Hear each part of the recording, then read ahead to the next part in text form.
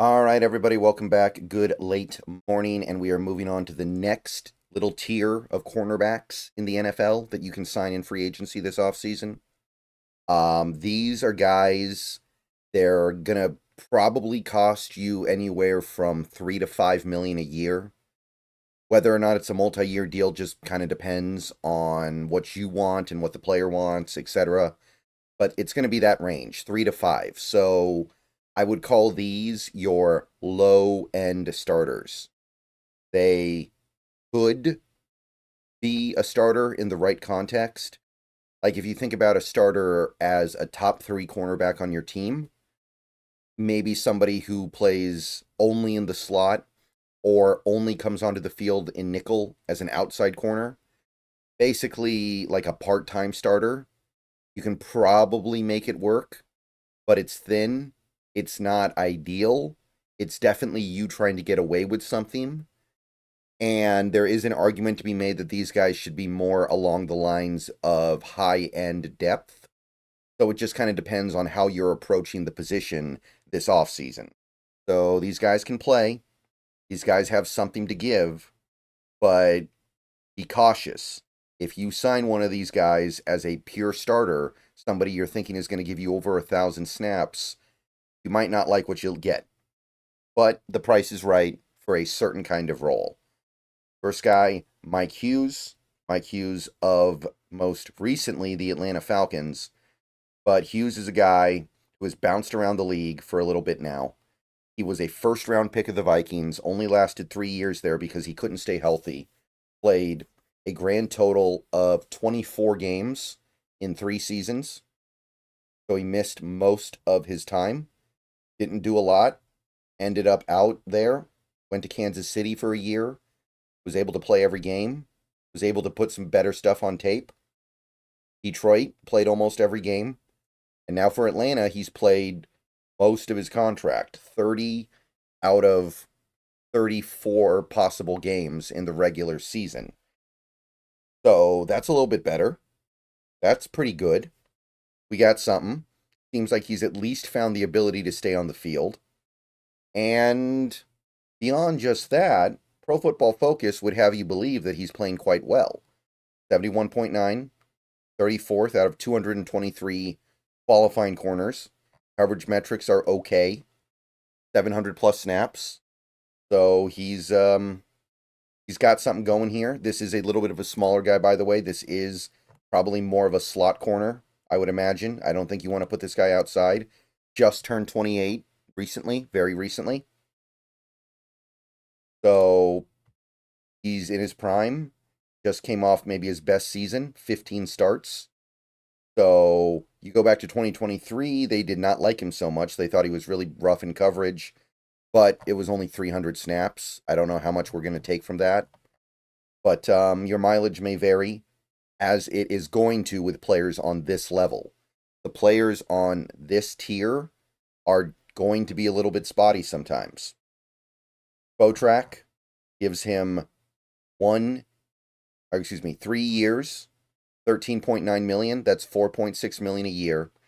So they do give him multi-year money. They do give him a pretty decent contract. That's not a bad thing, though. Remember, these multi-year deals means you have more room to push the money out. You can get him on a very low cap hit in 2025. 3 years, 13.9 million. I mean, if you're getting a starting caliber slot corner for that money, you did well for yourself. Now, is he a starting slot corner? Seems like it, but injuries of his past could flare back up again at any time, I guess. So that's the first guy. Next guy is Shaquille Griffin, the old third round pick of the Seahawks. Remember this guy? Up and down in Seattle, had 2 really good years and 2 disappointing years. And ever since then, signed a big contract with Jacksonville, didn't do a ton. Went to Houston for a little bit, went to Carolina for a little bit. Didn't seem like there was much left in the tank. Seemed like his career was going to peter out early. And then he had a nice little comeback year for the Vikings in 2024. And he's back. At the very least, he's going to be a relevant presence in the NFL in 2025. He's going to get a meaningful contract, and he's going to be looked at as a meaningful player for the season. So, would you bring him back? He can play on the outside, which is going to be somewhat valuable. He showed that he can at least still be a viable player in the Brian Flores Vikings defense. I don't know if that means we should make some fat investment into it, but he's viable. And if we believe in Mike Macdonald, there should be something you can get here.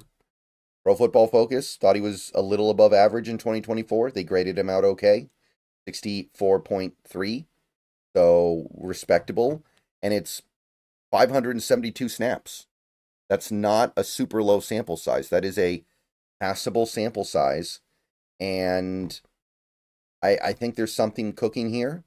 You could argue that a lot of corners would have looked about this good in Flores' defense, and you'd probably be correct. But this is not a guy working from a zero reputation stance. This isn't a one-hit wonder. He's been good previously. The year before that, by the way, on 460 snaps, he was graded out pretty well again. I think this was the year he went back and forth. He went from Houston to Carolina.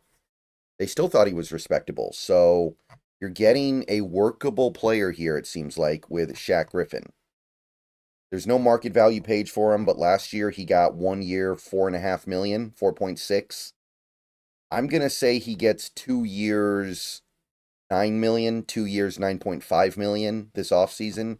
He is going to get multi-year security. It's not going to be anything over the top.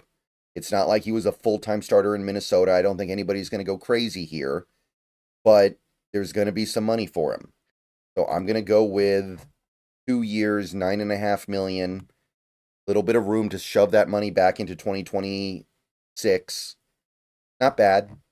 Not my favorite, but can't go too wrong here. Christian Fulton next up here. Formerly of the Titans, formerly of the Chargers, about to turn 27 right before the season starts. After a rookie season where he missed almost the whole year, he's played a good amount of football. He does routinely miss a handful of games a year. He is coming off a season with the Chargers where he did play 15, which was a career high, and he gave them some good stuff. Played out his rookie deal in Tennessee, went to the Chargers, helped with 14 starts on the maybe number one defense in football in 2024. So he's got something to offer here. He's got something good to give, whatever team will have him. Probably not meant to be a full-time player, probably not meant to be a lock-it-up starter. He's a low-end starter, part-time starter. Maybe he's depth, but he is something in this league.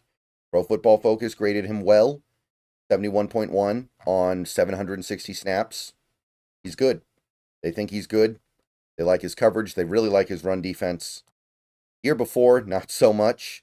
The exact opposite. They hated pretty much everything about him on 644 snaps. So you're probably looking at some circumstance here with Fulton. When he was on the Titans, a pretty bad team. Nothing good. But when he goes to the Chargers, a really good defense, he looks really good. So don't pay this guy like he's the reason why the defense is good, but he can be part of a very strong unit. Botrack, 2 years, $6.8 million. That's $3.4 million a year. Not bad. Probably a little more appetizing than the Shaq Griffin deal that I put on the table. I mean, this guy is younger. This guy seems to be capable of playing a bigger role than Shaq Griffin. But it kind of depends on what you're looking for as well. Shaq Griffin's a little bit bigger, and he's capable of playing a little more reliably on the outside, I think. So it depends on how you want to take numbers. What are you looking for with that corner? So that's Fulton. Last guy for this video, last low-end starter, Eric Stokes. I don't know if you guys remember, but when I was doing 2021 draft coverage, I loved Eric Stokes. It was a big dream of mine.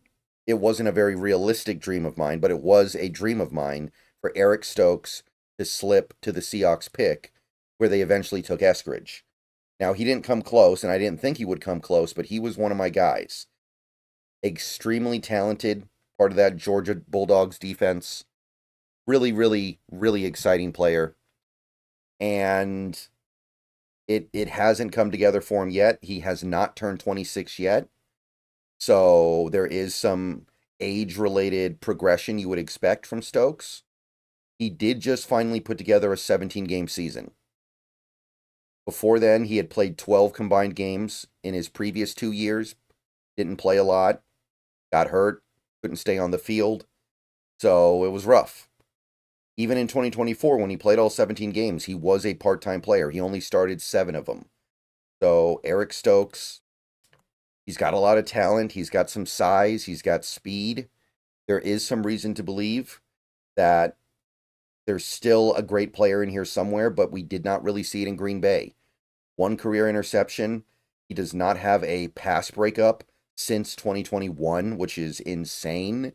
You know how hard it is to play cornerback in the NFL and not get a pass breakup at some point for, I know he missed a lot of games, but 3 years. So Spotrac does think he played okay in 2024. It's almost 600 snaps, so it's a meaningful sample size. 61.3. I mean, it's viable in the NFL. It's workable. Year before, grade was bad, but he only played 110 snaps. I wouldn't worry about that much. So this one's tough. This one's hard to decipher. I do think that Eric Stokes is an immensely talented player, and somebody's going to give him a little bit of money. Spotrac does not have an estimate, though. My best guess would be something like 2 years, $6 million, 2 years, $6.5 million, something like that. They bet on the talent. They ignore the production a little bit, and they hope he breaks out this year. Could easily be a 1-year deal as well. Could easily be 1 year, $3 million. Show me something before we give you real money. We'll see. But I'm intrigued. I know that there isn't a lot on tape yet. I know there isn't a lot to get pumped about yet, but he's young, he's super talented, and he's had some bad luck so far. All right, so that's it for this video. Those would be 4 guys I would rank as low-end starters. Give them 3 to 5 million a season, and you might get starting caliber play. You might get high-end backup play. I don't think you're going to be too disappointed here unless you put too much on their plate. All right. Let me know what you guys think. I'll see you guys later. Go Hawks. More videos coming soon.